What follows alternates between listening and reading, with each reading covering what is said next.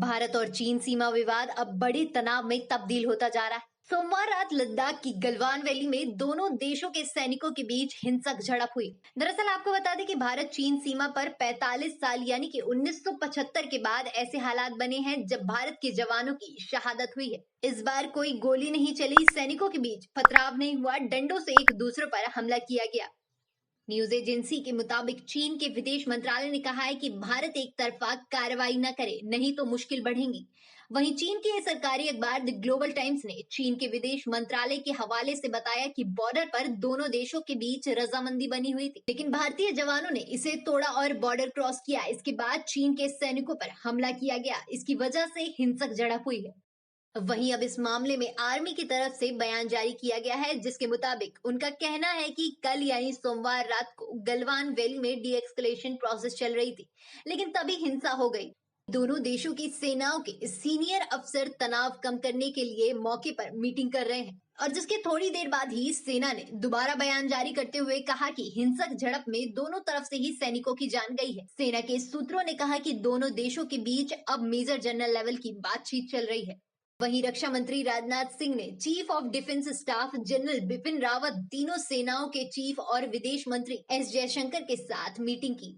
दरअसल आपको बता दें कि इससे पहले 20 अक्टूबर 1975 को अरुणाचल प्रदेश के तोलुंगला में असम राइफल की पेट्रोलिंग पार्टी पर एम्बुश लगाकर हमला किया था। इस दौरान भारत के 4 जवान शहीद हुए थे। दोनों देशों के बीच बीते 41 दिनों से सीमा पर तनाव बना है। इसकी शुरुआत बीते 5 मई को हुई थी, जिसके बाद दोनों देशों की सेनाओं के बीच जून में ही 4 बार बातचीत हो चुकी। बातचीत में दोनों देशों की सेनाओं के बीच रजामंदी बनी थी। बॉर्डर पर तनाव कम किए जाने पर डी एक्सकलेशन का काम किया जा रहा था। डी एक्सकलेशन के तहत दोनों देशों की सेनाएं विवाद वाले इलाके से पीछे हट रही थी। तो चलिए अब हम आपको विस्तार से बताते हैं कि पिछले महीने कब और कहां कैसे झड़प हुई थी। तारीख 5 मई 2020, जगह पूर्वी लद्दाख की पेंगोंग झील।